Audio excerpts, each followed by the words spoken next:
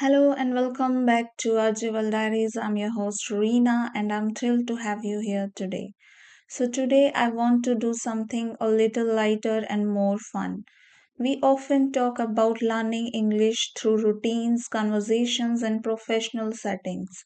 But sometimes the best way to connect with people and to practice language is through sharing funny incidents. Humor makes stories memorable and it also helps us sound more natural when we speak. So let me tell you about one funny incident that happened to me. It was a few years ago when I was learning to cook something new. I had watched a recipe video and thought, this looks so easy.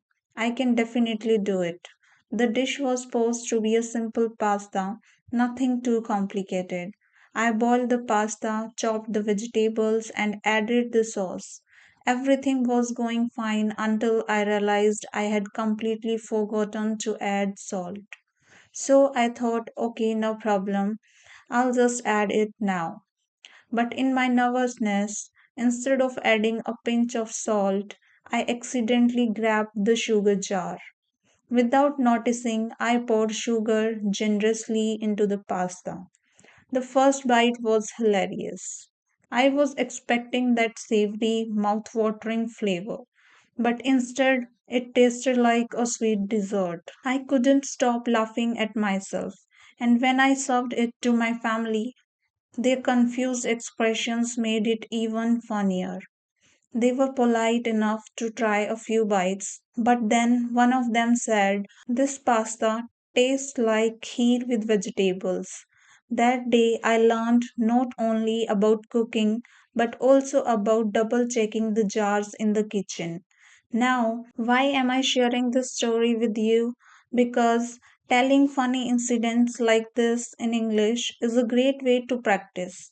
You are not just practicing vocabulary, you are practicing tone, timing, and expressions that make your story engaging. When you tell a funny incident, the way you describe it matters as much as story itself. For example, when I said I accidentally grabbed the sugar jar, I could have also used phrases like by mistake or without realizing. These small phrases make your story more natural. The beauty of narrating funny incidents is that they are universal. Everyone has experienced embarrassing or silly moments.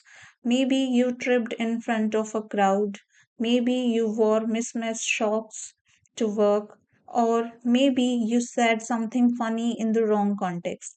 These small incidents may feel awkward in the moment, but later they turn into stories that bring people together. Whenever you share a funny incident, try to use descriptive words. Instead of just saying it was funny, you could say it was hilarious, it was embarrassing, or it was unforgettable. Instead of I laughed, you could say I burst into laughter or I couldn't stop giggling. These small changes make your storytelling richer and more entertaining. So, the next time you are with friends, colleagues, or even practicing English with a language partner, try narrating a funny incident. It doesn't have to be a big story, it can be as simple as taking the wrong bus, spilling coffee, or mispronouncing a word in class. What matters is how you share it. And remember, people love listening to stories where they can imagine themselves in your shoes. As we wrap up this episode, here is my takeaway for you. Don't be afraid to laugh at yourself. Your mistakes and funny experiences are not weaknesses. They are opportunities to connect with people and to practice English in a light-hearted way. So go ahead, think of a funny incident from your life and try telling it in English. The more you practice, the more confident and engaging you will become. Thank you for joining me today. I hope my sweet pasta story made you smile and also gave you some ideas for your own storytelling. Until next time, keep practicing, keep smiling, and remember sometimes the best stories come from our funniest mistakes.